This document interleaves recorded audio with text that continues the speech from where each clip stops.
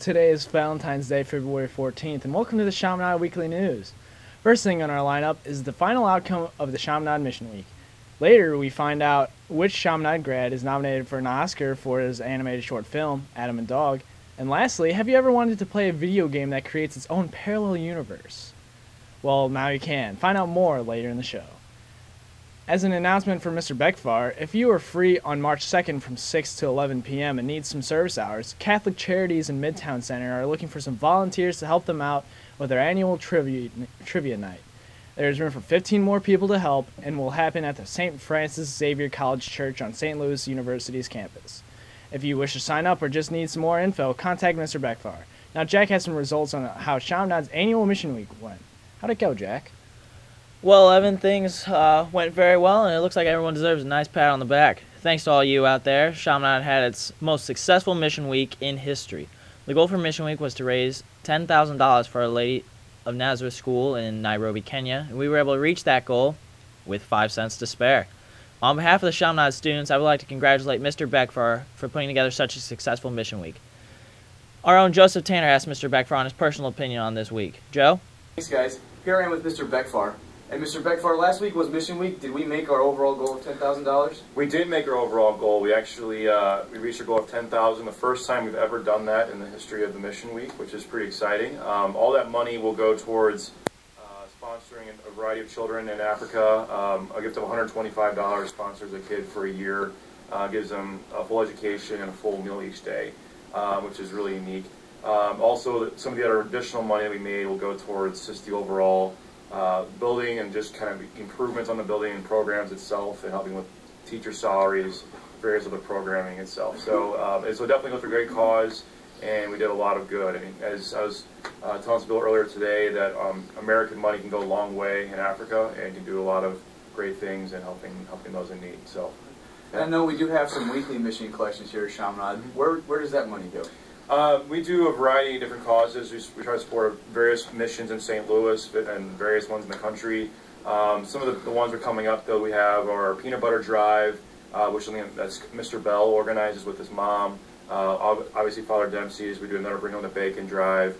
We'll have another collection for St. Patrick's Center, kind of a really ongoing connection with them, and just various other ones coming up. So it's definitely keep on. The giving and the support is very well appreciated. So, all right. Thanks, guys. I'm here with Mr. Beckfar. Thanks again for all your support for Mission Week. It was great. Appreciate it. Back to you guys. Thank you to Joe and Mr. Beckfar. And now we're going to go to our own Hunter Brown with a list of birthdays for this upcoming week. Hunter? Thanks, Jack. The birthdays for this weekend include Michael Bayer, Richard Kutchback, Curtis Roethlisberger, Matthew Youngbluth, George Mannion, and Jeff Kardash. Happy birthday, guys. Now, on a different note, with the upcoming high school play, our own Kelly Farron caught up with the drama director, Mrs. Harrison. Thanks, guys. I'm Kelly Farron, here with Mrs. Harrison. Mrs. Harrison, what can you tell us about the upcoming show?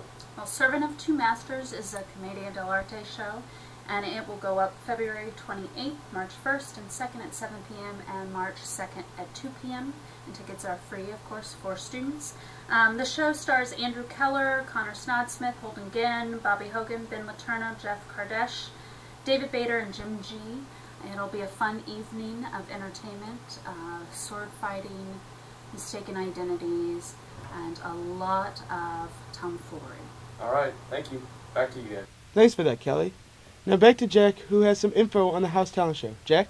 It's that time of the year again. Time for the House Talent Show. Tomorrow, the House Talent Show will finally be revealed, along with the House Lip Sync. The judges will be scoring based on 3 things: talent, participation, and creativity. Best of luck to all the houses this Friday. Back to you, Hunter. Thanks for that, Jack. This year, the Chaminade hockey team had a tremendous season. They ended the regular season at 17-6-3.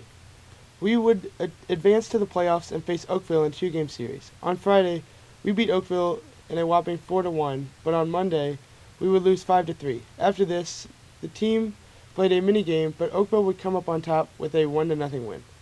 The season ended in an emotional postseason game, but we are proud of our seniors and we will never forget this season. We now go to Evan, who has some information on this year's Academy Awards. Evan? Chaminade would like to congratulate Min-Kyu Lee, grad of the class of '04, on his Oscar nomination for an animated short film titled Adam and Dog. He funded the film through his own money he earned through designing characters at Disney, and he also helped to design characters for the film Wreck-It Ralph, which also was nominated for an Oscar as an animated feature film. It took Lee and his crew 2 long years to complete the project, and Lee says he was in shock to see his film nominated. Be sure to tune in to the Academy Awards on February 24th to see if he won. In other news, have you ever wanted to play a video game that creates its own parallel universe? If so, the game The Universe Project will be the right fit for you.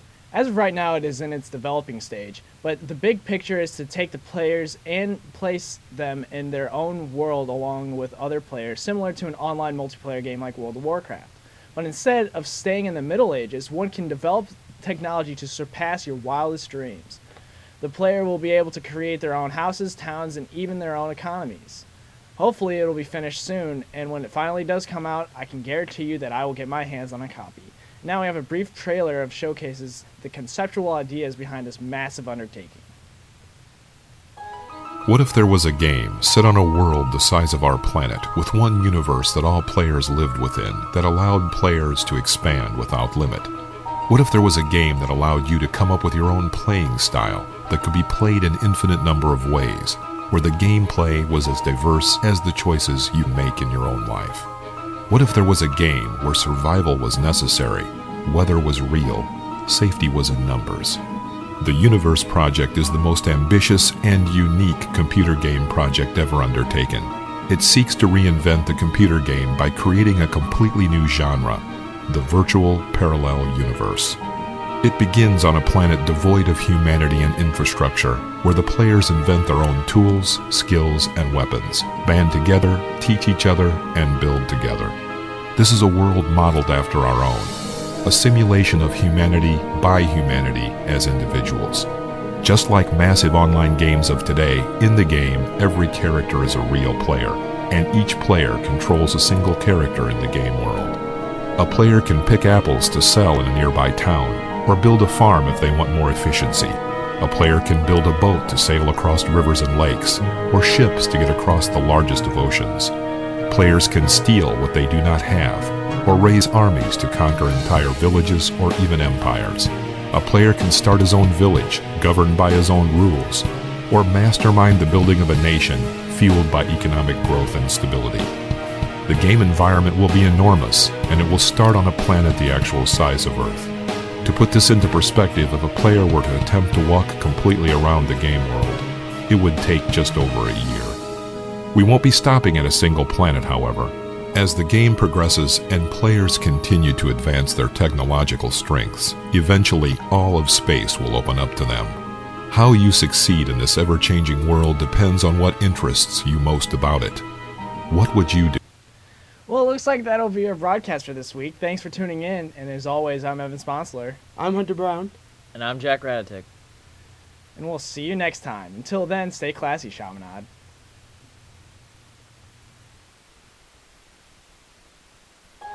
What if there was a game set on a world the size of our planet, with one universe that all players lived within, that allowed